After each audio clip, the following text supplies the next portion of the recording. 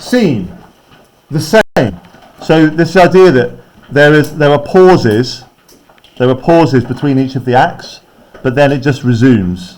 So that idea of it happening in one time frame, in one moment, is really, really important. Okay.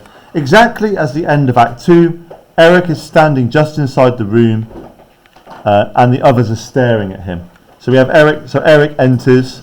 Remember, he's gone off. He's been off somewhere. We don't know where he's gone. He's a little bit drunk as well, which makes the scene a little bit more difficult. Okay.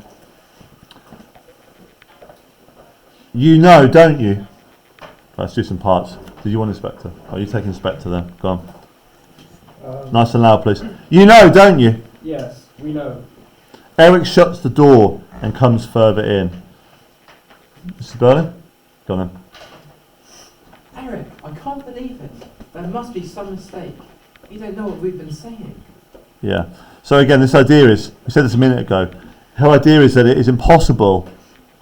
It's impossible for it to be Eric and Eva as a relationship. It's just impossible in her mind because she doesn't think the classes can intermix, right? She sees them as very, very separate things because of her prejudice. I need a Sheila, please. Yes, Joel, thank you. It's a good job for him he doesn't, isn't it? Why? Because Mother's been busy blaming everything on the young man who got this guy into trouble. He's saying he shouldn't escape and should be made an example of. I need a Mr. Berlin. Go on then. Interrupt him. That's enough, Sheila. You haven't made it any easier for me, have you, Mother? But I didn't know it was you. I never dreamt. Besides, you're not the type. You don't get drunk. Of course Yes. he does. Yeah. I told you he did. Yeah, good. So again, we have more of her ignorance, right? That she just can't see the truth of these things, right? Now, I like this bit here, right? Now remember, italics is emphasised. So it's like, yeah, I was blaming the father until I realised it was you, indicating that there is basically a sort of a double standard. That there is one rule for working class men, another one for upper class, middle class men, right? I didn't realise it was you. If I realised it was you, I would have said something different. But I thought it was a different kind of guy, right? You don't get drunk. You told her, you little sneak. No, that's not fair, Eric. I could have told her months ago, but of course I didn't. Only told her tonight because I knew everything was coming out. It was simply bound to come out tonight. So I thought she might as well know in advance. I've already been through it. Don't forget. Yeah, so the thing that he's annoyed about here, so you told her, he's talking about the drinking. So this is the thing he's concerned about, right? And like, look at his little way of speaking, right? It's very childish, right? You told her that I'm drinking all the time. It's like, yeah, because it was always going to come out tonight in particular. But of course, it doesn't really matter who's drinking. What matters is what happens to Eva. Mrs. Berlin. Sheila, I simply don't understand your attitude. Neither do I. If you had any sense of loyalty. Yeah, good, right. So this is important, right? So any sense of loyalty. So this, of course, is their way of thinking. The idea is that you are loyal to your family and your class, right? And the attitude she's talking about is this new kind of socialist attitude, right? Why are you standing up for Eva Smith and not standing up for your own family? Of course, what Sheila is feeling is actually that's an old system of protecting your own against other people, right? If you had any sense of loyalty, I expect you don't like this, so you cut in pretty harsh here. Just a minute, Mr. Berlin. There'll be plenty of time when I've gone for you all to adjust your family's relationships. But now I must hear what your son has to tell me. And I'll be obliged if you let us get on without any further interruptions. Yeah, so that's essentially a warning to be quiet, right? So you can have your little family squabbles once we're done. Could I have a drink first? No.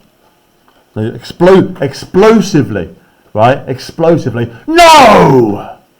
No! Right, yeah, good. Good. Banging, right? Yes. Spectre. I know. So that should say son. He's your son. He's your son, and this is your house. But look at him. Yeah, so this again, you've got this nice conflict here, right? So yeah, look at him. So the sense that he's distressed.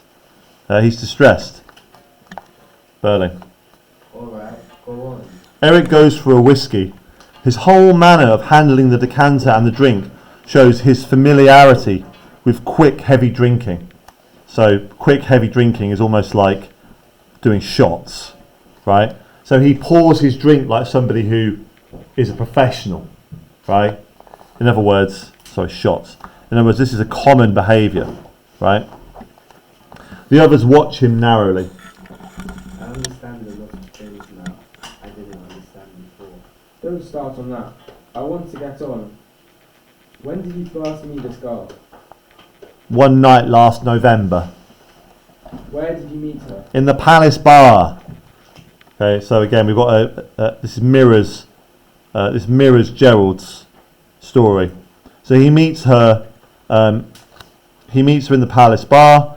The idea being that she's gone back to the old life of prostitution after being with Gerald.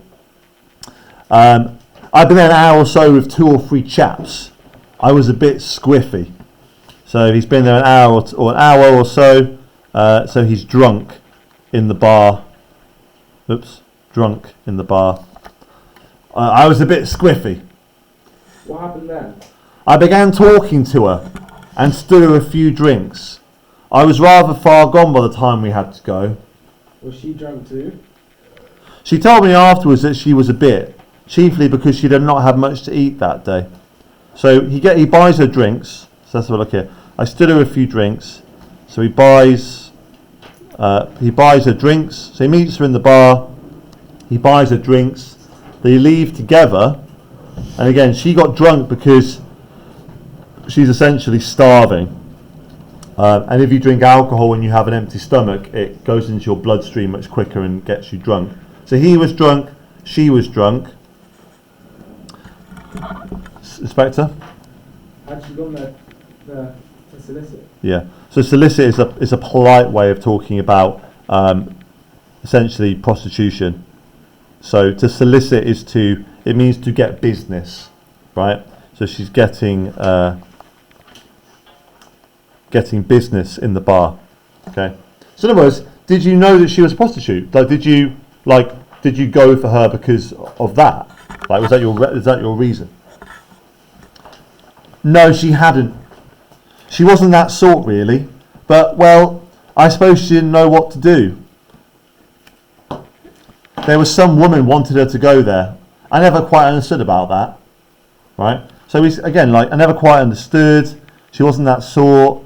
Of course, she was working as a prostitute before. So again, you get a sense of his ignorance, that he doesn't, ignorance or potentially lies. We don't know, because remember, we never get her point of view. So he's like, no, it wasn't for that reason. Like, she didn't really do that kind of thing. I never really knew what was going on. It was all very confusing. Inspector? You went with her to her lodgings that night? Yes. I insisted, it seems. I'm not very clear about it, but afterwards she told me she didn't want me to go in. But I was in that state when one turns easily nasty, and I threatened to make a row. Okay. So this bit here is we'll come back to that in a second actually. Inspector. So she let you in? Yes. And that's when it happened. I didn't even remember. That's the hellish part. Oh my God! How stupid it all is. Oh, Eric, how could you? Sheila, take your mother along to the drawing room. But I want to. You heard what I said. Go on, Sybil. Yeah, so they leave, takes them out. Yes, he closes the door. So again, this is a very shocking revelation, right? He says, "Get them out," right? Now, just to be very clear about this, right? What we have here is a example of sex without consent, right? Let's be very clear about this, right? So sex without consent. So here it says he insisted. So to insist means essentially to use force, right? Maybe not physical force, but like verbal force, Okay, I'm not very clear about it. Afterwards, she told me she didn't want me to go in, right? So there you have your no consent, right? I was in a state where one easily turns nasty. I should highlight some of these things. So one easily turns nasty. So that suggests that there was a threat of violence, right? I threatened to make a row. So with the words we've got, right? We've got words like insisted, we've got threatened. This, therefore, is sex without consent, which means that essentially, by the definition of the law today, he rapes her, right? Which, of course, is extremely unpleasant. But she says no. He forces himself into her room, says no, and that's when it happened, right? The hellish part he doesn't even remember. Now, of course, the idea is that being drunk, the fact that he was drunk and doesn't remember anything, might be a reason why it happened, but it's not an excuse, right? In the eyes of the law, it's not an excuse to be drunk. If you do something, you do it, regardless of the state of your mind. Of course, remember, we're talking about 1912. So in 1912, the laws around sexual assault, abuse and rape are not particularly strong. The fact that women don't have any political or social rights doesn't particularly help that. But this is not considered to be a case like this, right? Today, this would be considered to be an extremely serious crime. But in those days, they barely bat an eyelid, right? They barely bat an eyelid about it. Okay. The inspector. When did you see her again? About a fortnight afterwards, right? A fortnight is 2 weeks, if you're not sure. About a fortnight afterwards. By appointment? No. I couldn't remember her name or where she lived. It was all very vague. But I happened to see her again at the Palace Bar. So again, you have this sort of like this cycle, right? Of just like the same thing happening over and over and over again. I happened to see her at the Palace Bar. More drinks? Yes. But this time I wasn't so bad. But you went to her room again? Yeah. Yes. And this time we talked a bit. She told me something about herself and I talked too. I told her my name and what I did. And you made love again? Yes. I wasn't in love with her or anything, but I liked her. She was pretty and a good sport. So you had to go to bed with her. Well, I'm old enough to be married, aren't I? I'm not married, and I hate these fat old tarts round the town, the ones I see some of your respectable friends with. I don't want any of that talk from you. Right, let's have a look at this, right? So again, what we have here is a lot of misogyny, right? So this line here is particularly... Now again, Gerald says the same thing, right? So I'm not married, I hate these fat old tarts around the town, right? I liked her, she was pretty and a good sport. So for him this is just for fun, right? So he uses her. Now in a time, this is a very sort of like, over here, it's a very strict time. So the idea is that sort of marriage, right? Marriage and sex kind of went together. So the fact that he is just able just to be like, yeah, I wasn't in love with her or anything, but you know, she looked good and she was up for it, right? Like she was a good sport, like she was up for the fun. So the sport thing makes it sound like it's all a bit of a joke, really. So we're talking about a man who's a rapist, who's like, yeah, I went back there again, and you know, she was all right? She was a good laugh, bit of fun, but it kind of goes against what's expected of him, right? And his dad's like, why? You don't have to do that. And he's like, yeah, but I wanted to, right? I wanted to. I'm old enough to be married. So the idea is that he's saying that he's an adult. So he's an adult in age, for sure, but not manner, right? I'm old enough to be married, aren't I? I can make my own decisions, right? I hate these fat old tarts around the town, right? So I see your mates with all these women. He's like, so it's a weird line, right? It's extremely horrible. Fat old tarts, right? So a really misogynistic line. But again, his whole thing is about women only have value if they're pretty, right? She's pretty, they're horrible, so I went with her, right? It's very crass. Right, Spencer. I don't want any of it from you either. Settle it afterwards. Did you arrange to see each other after that? So you'll notice at this point here, right, he seems to be in more of a rush. Like, he doesn't like these interjections. He's like, no, not now, I'm doing my job. Yes.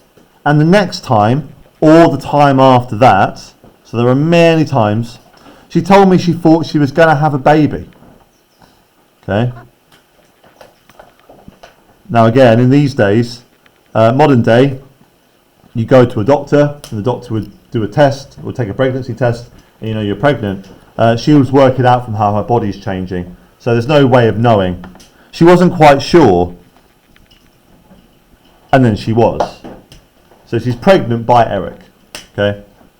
So he sees her many times. So he uses her many times.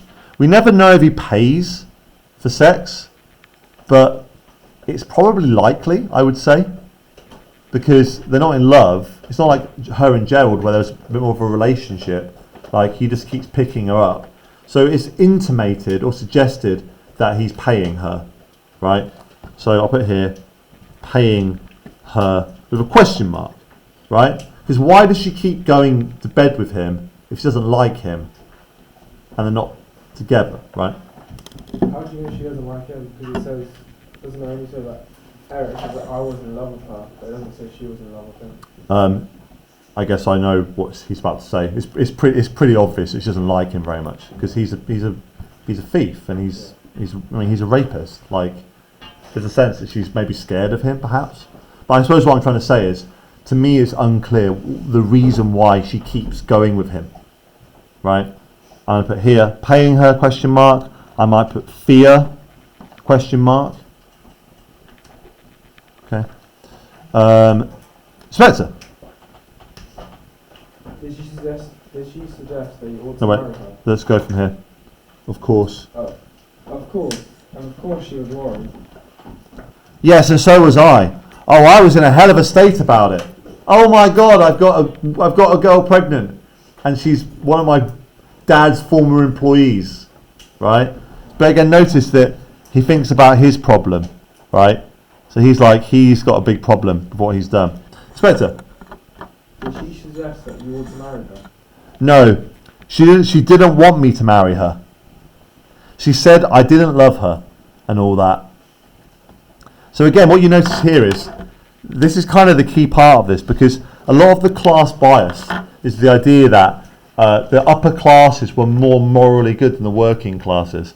And here we have another example of Eva is more moral, right? How easy would it be for Eva Smith to marry Eric and just marry herself into money and status? But she will not marry him because she won't marry someone she doesn't love.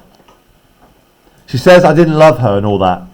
In a way, she treated me as if I were a kid, though I was nearly as old as she was. Okay. So again, this idea of they are the same age, but different stages of life, right? For her, she's very, very, very old because of what her life has been like. For him, he's basically a little kid. Inspector. So what did you propose to do? Well, she hadn't a job.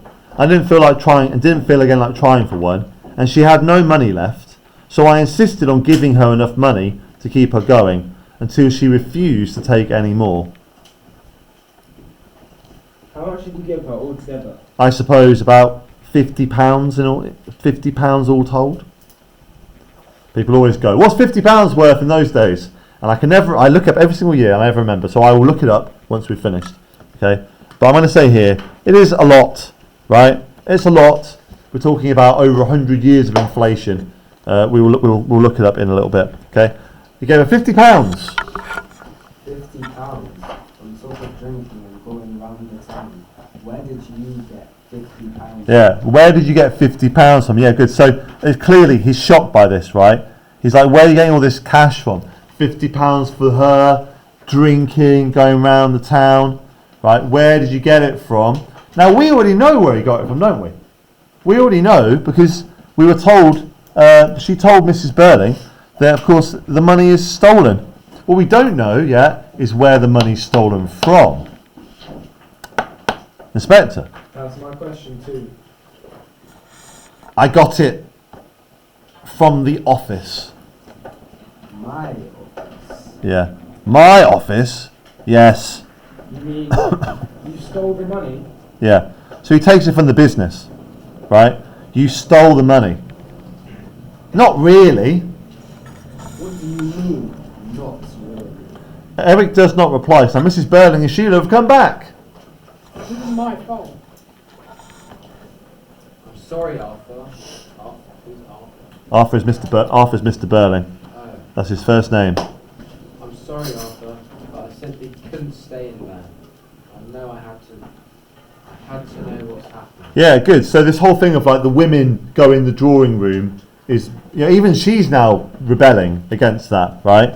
It's like, how can we sit in there when what's going on is going on out here, right? Well, I can tell you what's happening. He's admitted he was responsible for the girl's condition, and now he's telling us he supplied her with money he stole from the office. Eric, you stole my money? No, not really. I intended to pay it back. We've heard that story before. How could you have paid it back? I'd have managed somehow. I had to have some money. I don't understand how you could take as much as that out of the office without somebody knowing. Yeah. So the office, of course, he's talking about the factory. So the way the business works is very, very simple, right? The customers pay their money for what they make, and the money that they make, they pay their staff and keep some as profits. So it's like, how is it possible that you stole that money out of the office without anybody realising?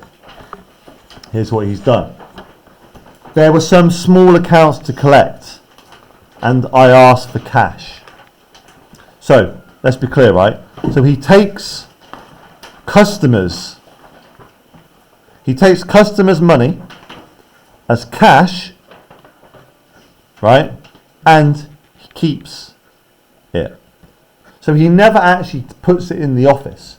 He goes around, takes the money, and normally he would then deposit it in the office. He just doesn't do it. So he's really stolen from the customers. Gave the firm's receipt and then kept the money. Yeah. You must give me a list of those accounts. I've got to cover this up as soon as I can. You damn fool. Why didn't you come to me when you found yourself in this mess? Oh, you're not the kind of father a chap could go to when he's in trouble, that's why. Don't talk to me like that. Your trouble is you've been spoiled. And my trouble is that I haven't much time. Well, hold on one sec. Yeah. So, you've been spoiled. Who spoiled him? They've spoiled him, right? So he's their kid. So again, there's a sense here about responsibility. Now, yeah, absolutely. So he has been spoiled. So he's happy to steal. But notice Mr. Burning's attitude, right, is to cover this up. So he's got to hide this. Because of course, if the customers learn that the son of the owner has stolen their money, they're going to stop using that company. So what he's talking about here is essentially about reputation. Reputational damage. Reputational damage. Right? You've been spoiled. Inspector, this again for me. I haven't much time. I haven't much time. You'll be able to divide the responsibility between you when I'm gone. Just one last question, that's all. The girl discovered that this money you were giving her was stolen, didn't she? Yes. That's the worst of it all. She wouldn't take any more. And she didn't want to see me again. Here. But how did you know that? Did she tell you? Did she? Did she tell you? No, she told me nothing. I never spoke to her. She told Mother. Sheila! Well, Eric has to know. She told you? Did she come here? Then she couldn't have done that. She didn't even know I loved her. What happened? Well, that's quite a big revelation there, right? So he falls in love with her. So the condition for them to be married is there, right? So she says, I won't marry because you don't love me. She says, I did love her, but she won't marry him because he's a thief, right? So up here again, this idea is that she has a higher morality, right? She has a higher morality than he does. Her sense of right and wrong is stronger than his. But notice, remember, this bit here, so how do you know, this like, how do you know, how do you know that? Remember that he was absent for Mrs. B's story. So he doesn't know that his mum turned her away and therefore killed his own child, right?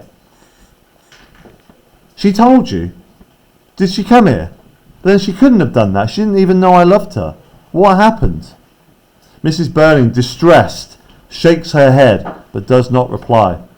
Okay, so she's now ashamed because her behaviours have hurt her own son. Come on, don't just look like that. Tell me what happened. I'll tell you. She went to your mother's committee for help. Your mother refused that help. Yeah, right. So this is really clear, right? Really clear. She went to your mum for help. Your mum refused that help. Then you killed her. She came to you to protect me, and you turned her away. Yes, and you killed her. And the child she'd have had too. My child. Your own grandchild. You killed them both. Damn you, mother. Damn you, mother. Dramatic, right? It's dramatic. Look at this, right? Breaking point, right? Look, I like all this here. So all of these we talked about before. These are sort of like stammers, like he's so emotional that he can't even get out his words. You killed her. She came to you to protect me. She came to you to protect me. So she was being good. So she was protecting the man who had previously raped her, right? You turned her away. You killed her. And the child she'd have had too. My child. Your own grandchild. You killed them both. Damn you, mother. No, Eric, please. I didn't know. I didn't understand. Ah, here we go, right? So all of a sudden it's different, right? Now we have a sense of responsibility. She doesn't argue against her own son, right? You killed them both. You don't understand anything. You never did. You never even tried. You. Oh, Eric. I'll do that again. No, where are we up to? You don't understand anything. You never did. You never even tried. You. Eric, don't. Why, you hysterical young fool, get back or out. Stop. Right. So there's a sense here that he kind of lunges at her, like he kind of attacks his own mother, right? So like he kind of so goes to attack her. No, stop. So we have a thing here that basically all of this is they completely turn on each other, right? They turn on each other. The attendants will be in the canteen today. Please can any staff bring your students down to the attention, bring them to the canteen today. Thank you. There you go. They turn on each other, and essentially at this point in time, draw on here, he has now broken. He has broken their unity. Okay. What we also now have is we have at this point the complete chain has been created. Okay. Which is probably worth us just writing down before we move on to summaries. So it starts, of course, with Mr. Burling. So she's working with Mr. Burling in his factory, at which point he fires her for asking for more money. We then have Sheila. So she gets another job in the department store. Sheila gets a sack for no reason whatsoever, because she's jealous of her appearance. She then meets Gerald. So Gerald gives her a better life for a short period of time, and then ditches her because they cannot be together properly. Then it's Eric. This is the only bit that gets confusing. The Eric bit happens chronologically before Mrs. Burling. So she meets Eric, she becomes pregnant. So we'll add these down as well. It's Mr. Burling. I'm going to put fires from factory. Okay, Sheila fires from Millwards. Okay, Gerald, Millwards department store. Gerald, I'm going to put here that he loves and leaves her. Eric, of course, she becomes pregnant. He abuses her. And then finally, Mrs. Burling refuses her charity. So that is it, the story. And of course, all of that together ends in her death. Death of Eva. Death of Eva plus the child. Because that's the big thing that changes things, right? Like, Eva doesn't matter that much to them, but the fact it's their grandchild really, really does. So that is the complete chain right there. And now, of course, the point that the inspector makes is that it's not just who was last in the chain, it's all 5 of them. So all 5 of them together made this happen, right? Now, in 1912, none of these individual things would have been crimes. Even the Eric one, right? None of these things would have been crimes. There's no crime that's happened here, and that's kind of part of the problem. There's no way to get these people what they've done, even though they've all contributed to somebody dying. So she dies, and the inspector has no power whatsoever to actually hold them to account.